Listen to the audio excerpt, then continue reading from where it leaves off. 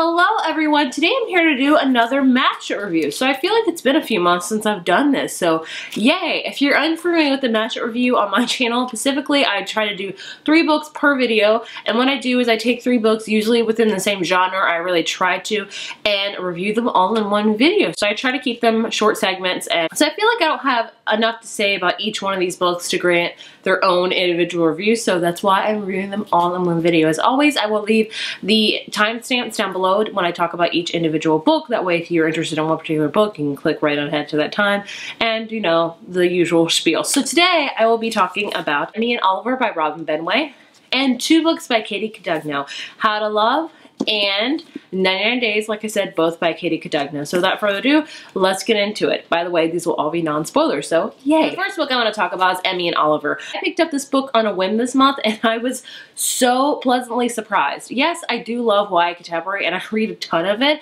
but there are really few that kind of I just fall in love with. And this one, I fell in love with. So this is literally the story about Emmy and Oliver. They grew up together, they were neighbors. One day when Oliver's dad picks him up to school, Oliver's dad pretty much kidnaps him and takes him away. And Oliver's parents just recently got divorced, and so it has been so many years. So this book really picks up after the fact of all that. So they were in 2nd grade when that happens, and now they're 17. And so Oliver has now been found, and he is coming home finally with his mom. And Emmy's very excited about that because, you know, Oliver was her best friend. They grew up together, and he's very, very much different, obviously, when he comes back, because when she last saw him, he was like 7. So he's 17 now. So it's been like 10 years. So this book really focuses on not so much a romantic relationship between Emmy and Oliver. I'm not going to say if that happens or not, but it really focuses on their family dynamics between both Emmy and Oliver, and it focuses on their friendships. This really I'd say takes place from the point of view from Emmy, and I really enjoyed this book. I loved Emmy as a character. This shows so much of a family dynamic, which I love seeing in YA contemporary. I think sometimes there are some contemporary books that families are just kind of pushed under the rug and not really talked about, and I'm like, no, that's a big part of who you are is your family, so I feel like we should talk about that. And I think Emmy and Oliver does it so very well. This also has amazing friendships in it, where it actually has balanced friendships. I feel like also with YA contemporary books, we see kind of a one-sided friendship, while as in the best friend's pretty much there for just the, you know, main character to vent to talk to be like, help me with my problems. And it's always very one-sided, you know, and that's not how a friendship works at all. So I feel like with Emmy and Oliver, you really get to see the dynamic between friendships of how, like, the give and take is, how, like, let me tell you about my problem, now let me hear about yours.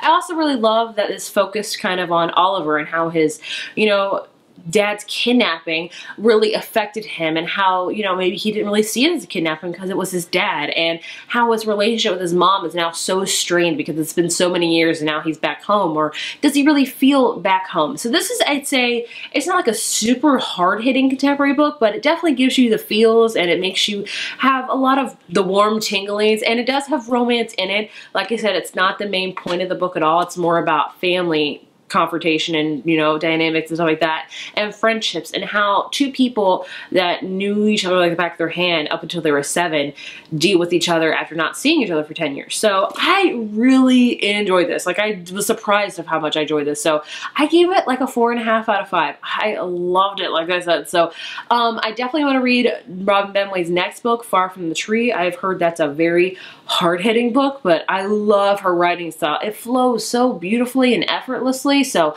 I would highly recommend this book if you're looking for a YA contemporary that has really flown under the radar. Like, I've never heard anybody talk about this book. Like, yeah, I've never heard anybody talk about this book, so please check it out. The next book I want to talk about is How to Love by Katie Cudugno. I previously read one of her other books called Fireworks, and I really did not like that book. Like, I was so let down by that book. That was supposed to be like a 90s girl band type of book, and I really found like it fell flat for me, honestly. So I was very skeptical going in How to Love, but I came in, like Emmy and Oliver, pleasantly surprised. It's all about Rena and Sawyer and how they fall in love, and they have a whirlwind romance. Sawyer one day just leaves, and he doesn't come back for 2 years, and when he comes back, Rena has a child, and the child's like 1 year old, so obviously you can guess the math together, that's his child. And so this book is told in flashbacks, so you get to see what happened, like kind of get to see what happens before Sawyer leaves, and you can see the building of their romance, stuff like that. Then it goes back to after, so after Sawyer comes back. So this is a very flawed book. I'm not gonna lie to you. Like, the characters are both messy, they're both flawed, they're very flawed individuals. So that's one thing I didn't love about it, but I felt like it was real life. But I enjoyed it because I feel like it was a deeper Katie Cudugno book. Like, I feel like Fireworks is supposed to be like light and fluffy and just very fun, but I didn't get that feeling from that book at all. This one I felt like was a little bit more depth, which I really enjoyed.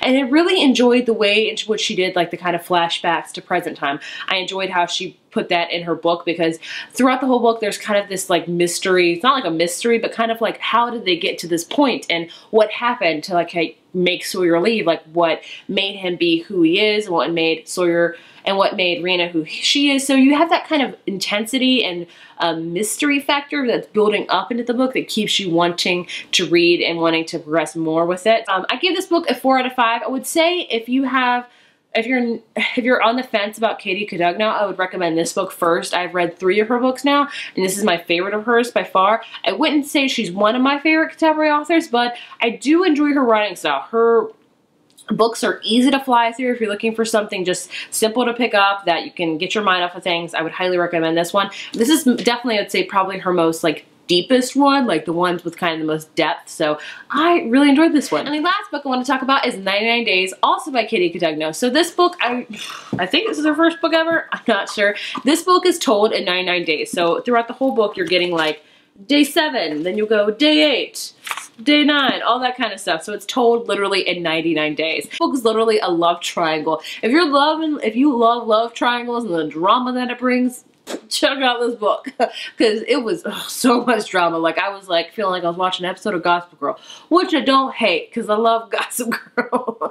But this book follows Molly. Molly has just gotten back from being away for a year at like a boarding school in a different state. She went there to escape because of this drama that happened between her and the Donnelly brothers. So before, you know, we start with this book, we learn that Molly was involved with Patrick Donnelly for a long time. They were boyfriend and girlfriend. Then this scandal happened because Molly's mom is actually an author, and she wrote a novel, and her mom said that her book that she just wrote was inspired by her daughter's real life love triangle. And obviously that brought out like something that was happening. So the truth came to light. So something has happened within this book. You have to read it to obviously learn more, but Molly got in the middle of these 2 brothers, and there's this huge love triangle going on, which I liked, but I didn't love. I really felt like this book dealt with a lot of slut shaming, honestly. Like, Molly got really persecuted a lot for her actions in this book, which I don't agree with, because there's always 2 sides of a part with a willing party and stuff like that. So,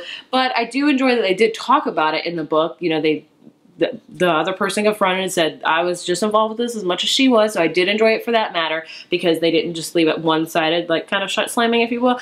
But this also dealt with like petty drama kind of stuff, like the he said, she said, oh, you're with him, now you're with him, and all that stuff. It's really got that kind of judgy woman relationship with, like, you know, girls, and can be catty. And overall, I like this book. I liked it more than Fireworks, but I didn't like it as much as How to Love. Let's just put it there. So I would probably give this one a 3.5 out of 5.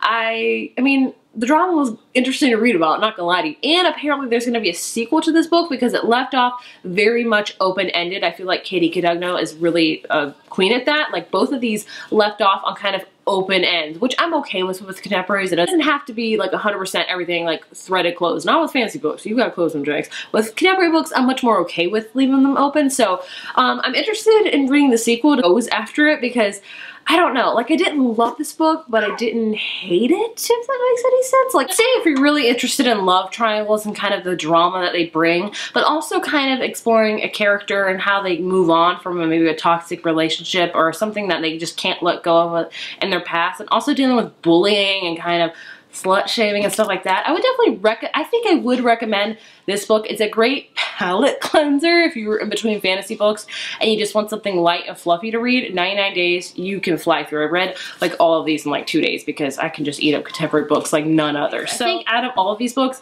Emmy and Oliver was my all-time favorite. Then I have How to Love, and then 99 days. So there you have it. Those are my thoughts on these 3 books, all of which I would recommend. Like I said, I told you my favorite order. So yeah, if you have read any YA contemporary books that you've really loved recently, let me know, because I've always loved to hear about contemporary books because I love them. So I hope you enjoyed this Mashup review, and if you did, be sure to give it a thumbs up, hit subscribe, and I will see you guys in the next video.